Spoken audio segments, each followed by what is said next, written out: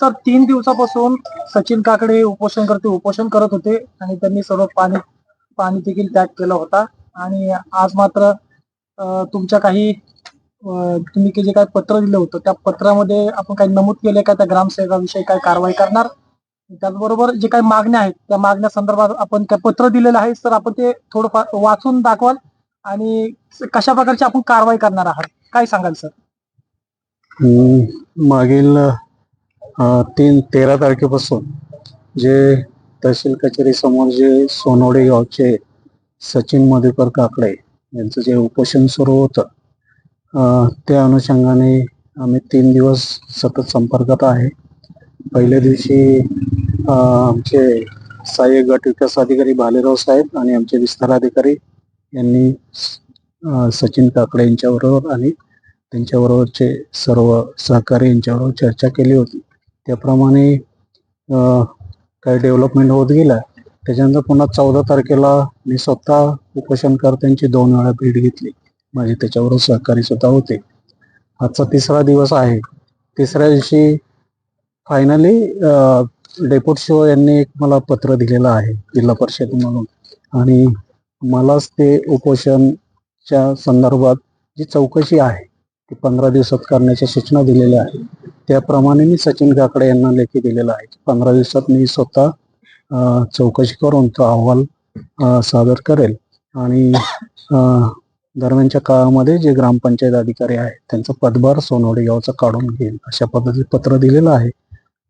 अशी कारवाई करतो. त्याच्यावर सचिनने काही लिहून दिले तुम्हाला ते वाटतं? त्याच्यामध्ये पोच मध्ये असं म्हणलेलं आहे, माझ्या विनंतीस मान देऊन हे उपोषण सोडलेलं आहे. आजचे आंदोलन 15 दिवसाच्या आतमध्ये ग्रामसेवक कारवाई करून अहवाल सादर करावा, अन्यथा पुन्हा तीव्र आंदोलन करण्यात येईल याच्या शासकीय अधिकाऱ्यांनी नोंद घ्यावी. अशा प्रकारचे CSCIDच्या संदर्भात देखील आपण सर्व कारवाई करणार आहात? जो 4ही विषय आहेत जे अर्ज आलेले आहेत आणि ज्याचा पंचायत समितीच्या निगडीत जो विषय आहे तो सर्व विषय कव्हर करणार आहे चौकशी. सचिन सर, काय सांगाल? बीडीओ सरांनी त्यांनी आपल्या ज्या काही मागण्या होत्या त्या मागण्या संदर्भात काही लेखी आश्वासन दिलेलं आहे. आपण त्यांचे काय त्या आश्वासना संदर्भात काय आपण सहमत आहात का, काय सांगाल? आता त्यांनी मला जे लेखी स्वरूपात आश्वासन दिले ते तर मी आता मान्य केलेलं आहे. पण जर 15 दिवस समाधानी आहात का सध्या तरी?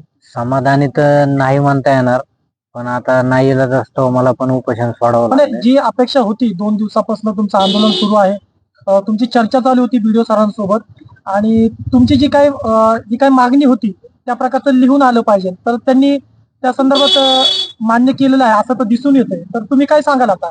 सध्या तरी आहे ना, तुम्ही जे मान्य केलं होतं की मला तेवढं जो भाग आहे जो काही कॉलम आहे तो भरून पाहिजे, तो लिहून पाहिजे, तर त्यांनी दिलाय ना लिहून? तो त्यांनी दिलेला आहे आता, पण जर 15 दिवसामध्ये जर काही कारवाई नाही झाली तर मी पंचायत समिती पुढे आमरण उपोषणला बसन आणि तिथं मी कुणाचंच ऐकू शकत नाही.